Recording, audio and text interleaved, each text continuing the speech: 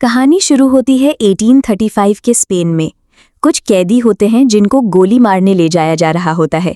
जैसे ही अफसर हुक्म देता है, धाएं धाएं धाएं, 3 कैदी जमीन पर गिर जाते हैं। लेकिन तभी एक अजीब सा सीन होता है। एक कैदी फिर से उठकर खड़ा हो जाता है। सैनिक समझते हैं कि शायद गोली चूक गई। वो अपनी बंदूक से उसे चुभोने लगते हैं, लेकिन तभी सब गड़बड़ हो जाता है। कुछ ही सेकंड्स में सारे सैनिक मारे जाते हैं। धुंध के अंदर से एक डरावना सा शैतान बाहर आने लगता है। अब ये शैतान यहाँ क्यों आया है, ये बाद में पता चलेगा। अभी तो कमांडर खुद समझ नहीं पाता क्या हो रहा है। तभी एक पादरी उसकी तरफ आता है, लेकिन वो पादरी असली नहीं होता। उसके पीछे से वही कैदी बाहर निकल आता है। कमांडर डर के मारे गोली चला देता है, लेकिन बेकार, गोली का कोई असर ही नहीं होता। कमांडर जान बचाकर भागता है, लेकिन वो कैदी अब उसे छोड़ने वाला नहीं होता। सीधा एक भारी सा भाला फेंक कर उसके सीने को चीर देता है। इसके बाद वो आदमी अकेला ही वहां से चला जाता है। कट टू 8 साल बाद का टाइम। अब वो आदमी बन चुका है पैक्सी, एक लोहार। वो दिन रात अपने घर में बंद रहता है और किसी को भी अपने घर या आंगन के पास फटकने नहीं देता। गांव वाले उसे पागल समझते हैं। कोई कहता है उसने अपनी बीवी को मार दिया, तो कोई कहता है वो बच्चों को पकड़कर बेरहमी से मार डालता है। लेकिन अब कहानी में एंट्री होती है एक सरकारी अफसर की, अल्फ्रेडो। उधर गांव की एक अनाथ बच्ची उसूए 2 लड़कों से परेशान हो रही होती है। लड़के उसे चिढ़ाते हैं, बोलते हैं तू बदसूरत है, तेरी माँ तो फांसी लगाकर मर गई, अब तू भी नर्क जाएगी। ये सुनकर उसूए का दिमाग गर्म हो जाता है। एक लड़के को लात मारती है और अपनी गुड़िया लेकर दौड़ जाती है। भागते भागते वो आ जाती है लोहार के घर के सामने। लड़के भी पीछे पीछे आ जाते हैं। एक लड़का उसकी गुड़िया छीन लेता है और गुस्से में उसे तोड़कर फेंक देता है। आधा हिस्सा लोहार के आंगन में जा गिरता है। वो लड़के वापस लौटने लगते हैं, लेकिन तभी एक लड़का देखता है कि पैक्सी यानी लोहार पास में खड़ा है। दूसरा लड़का अकड़ में कहता है मुझे क्या डर, और पत्थर उठाकर लोहार को दे मारता है। पर जब वो पत्थर सच में जाकर लोहार को लग जाता है तो लड़का घबरा जाता है और भागने लगता है। पैक्सी तो वैसे भी खतरनाक है। वो वही पत्थर वापस फेंकता है और लड़के को पकड़ लेता है।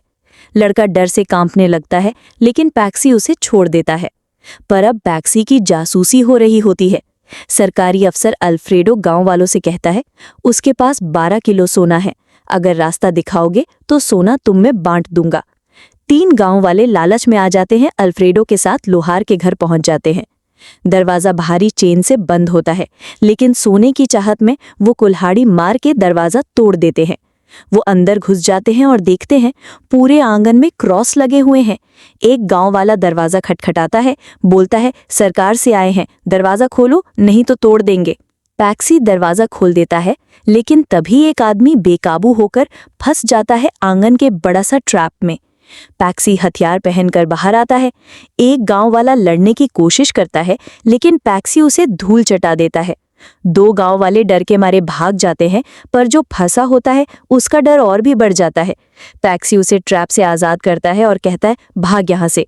लेकिन भागते भागते वो फिर से फिसल जाता है और इस बार उसी ट्रैप में फंसकर मर जाता है। ये सब बाहर खड़े दोस्त देख लेते हैं और अब उन्हें लगता है पैक्सी सच में हत्यारा है। अगले दिन उसूए को उसकी टूटी हुई गुड़िया की याद आती है। वो अकेले लोहार के घर जाती है, सोचती है गुड़िया का सिर वहीं गिरा होगा। वो चुपचाप अंदर घुसती है, लेकिन तभी पैक्सी बाहर आ जाता है। उसूए डरकर पास के सीवर में छिप जाती है। सीवर से होते हुए वो पहुंच जाती है पैक्सी के घर के अंदर। वो धीरे धीरे एक कमरे में जाती है और देखती है एक लड़का पिंजरे में बंद है। लड़का कहता है मुझे बचाओ, चाबी पैक्सी के कमर में है। तभी पैक्सी वापस आ जाता है। उसूए डरकर छिप जाती है। पैक्सी थोड़ी शराब पीकर सो जाता है। तभी उसूए चुपचाप उसकी चाबी निकाल लेती है और पिंजरे की तरफ जाती है, लेकिन उसे नहीं पता होता वो लड़का असल में लड़का ही नहीं। जैसे ही वो बाहर आता है अपना असली रूप दिखा देता है, वही शैतान। पैक्सी की आंख खुल जाती है, लेकिन वो चुप रहता है। धीरे से हथौड़ा उठाता है। शैतान उसूए को किडनैप कर लेता है और पैक्सी को धमकी देता है तेरी आत्मा भी मैं ले जाऊंगा, बस टाइम की बात है। भागते हुए वो सीधा एक और ट्रैप में फंस जाता है। पैक्सी दौड़कर आता है, हथौड़ा मारकर शैतान की टांग तोड़ देता है और लोहे की जंजीर से उसे बांध देता है। पहली बार कोई इंसान शैतान को धो देता है। पैक्सी फिर उसवे को उठाता है, लेकिन तभी उसवे को ढूंढने आए लड़के उसे देख लेते हैं और अब गलतफहमी और भी बढ़ जाती है। लोया के मारे पेड्रो कामता हुआ घर लौट आता है। सबको बताता है कि उस लोहे वाले भट्टी वाले पाटस ने लोया को पकड़ लिया और उसे मार भी दिया। बच्ची की बात सुनकर गांव वाले गुस्से में आ जाते हैं, हथियार उठा लेते हैं और चल पड़ते हैं पाटस से बदला लेने। उधर पाटस फिर से उस राक्षस सातेर्नो को पिंजरे में बंद कर देता है। सातेर्नो गुस्से में चिल्लाने लगता है, कहता है कि पाटस ने धोखा दिया। असल में सालों पहले पाटस एक सैनिक होता है और जंग से बचकर अपनी बीवी से मिलने की उम्मीद में वो सातेर्नो से सौदा कर लेता है। लेकिन जब 2 साल बाद वापस लौटता है तो देखता है बीवी ने उसे मरा समझ लिया और किसी और से रिश्ता बना लिया, बच्चा भी पैदा कर लिया। पाटस का खून खौल उठता है। उस बच्चे को उठाकर आग में फेंकने ही वाला होता है, मगर तभी बच्चे का असली बाप आ जाता है और रोक लेता है। पर पाटस उसे ही मार डालता है और उसकी बीवी ये सब बर्दाश्त नहीं कर पाती, फांसी लगा लेती है। पाटस को शायद पछतावा होता है, बच्चा नहीं मारता, उसे एक पादरी को सौंप देता है और वही बच्चा आगे चलकर लोया बनता है। क्योंकि सब कुछ वैसा नहीं होता जैसा पाटस ने सोचा था। वो सातेर्नो से किया गया वादा पूरा नहीं करता। उसे पता होता है कि सातेर्नो को चने गिनने की आदत है, तो वो चाल चलता है और उसे पकड़ के एक पिंजरे में कैद कर देता है। वो रोज उसकी बेइज्जती करता है और यही वजह होती है कि पाटस किसी को भी अपने घर के पास फटकने नहीं देता।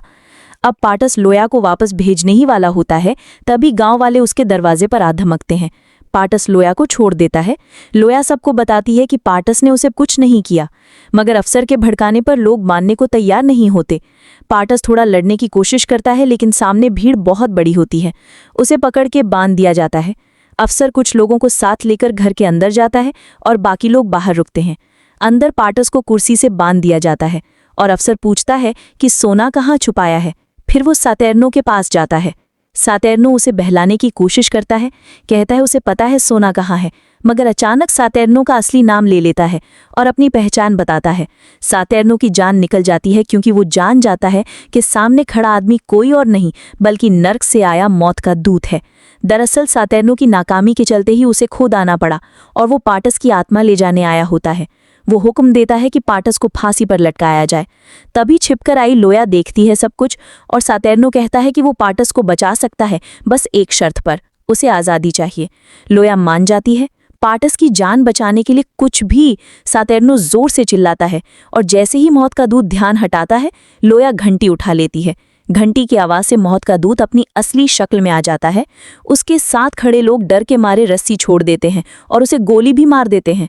लोया सातेर्नो से किया वादा निभाती है, उसे छोड़ देती है। तभी पादरी सब देख लेता है। सातेर्नो हथियार उठाकर भाग जाता है। गांव वाले डर से रास्ता नहीं रोकते, मगर सातेर्नो फिर से वही गलती करता है, फंस जाता है जमीन पर लगे फंदे में और इस बार गांव वाले उस पर टूट पड़ते हैं। लोया भागकर पादरी से लिपटती है, मगर पादरी उसे एक झन्नाटेदार थप्पड़ मार देता है। बस वही थप्पड़ लोया का दिल तोड़ देता है। लोया मौत के दूत के सामने जाती है, कहती है कि उसे नर्क ले चले ताकि वो अपनी माँ से मिल सके। मौत का दूत एक सौदा करता है और फिर अपनी असली रूप में आ जाता है।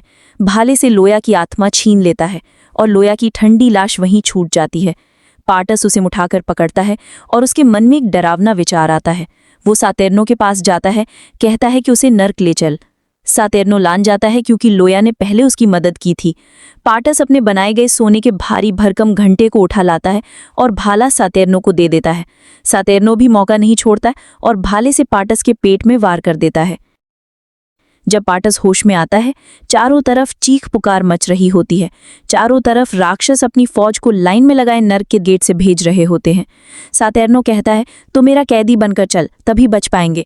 तभी एक और राक्षस सातेर्नो को पहचान देता है, पूछता है कहाँ था इतने दिन। सातेर्नो झूठ बोलता है कि एक मुश्किल आत्मा मिल गई थी। राक्षस पाटस की थैली की तलाशी लेना चाहता है, मगर पाटस कुछ नहीं कहता। सातेर्नो फिर शोर मचाता है, कहता है आत्मा ने हंगामा कर दिया। तभी पाटस को लोया दिख जाती है। वो उसे जल्दी जाने के लिए कहता है, मगर तभी जमीन हिलने लगती है और सब राक्षस डर के मारे भागने लगते हैं।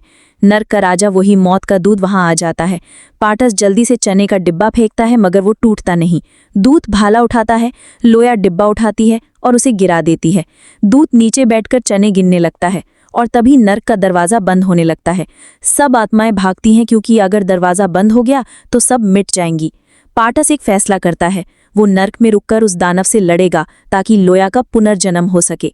वो सातेर्नो को कहता है कि लोया को लेकर बाहर भाग और खुद घंटा लेकर नर्क के गेट के अंदर चला जाता है।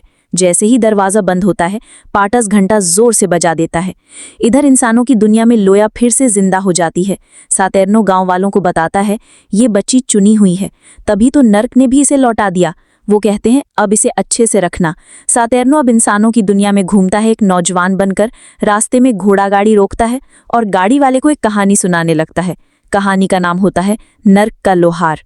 आखिर में दिखाया जाता है पाटस आखिरी दम तक लड़ता है और फिर से नर्क का दरवाजा खोल देता है। यहीं पर फिल्म खत्म हो जाती है।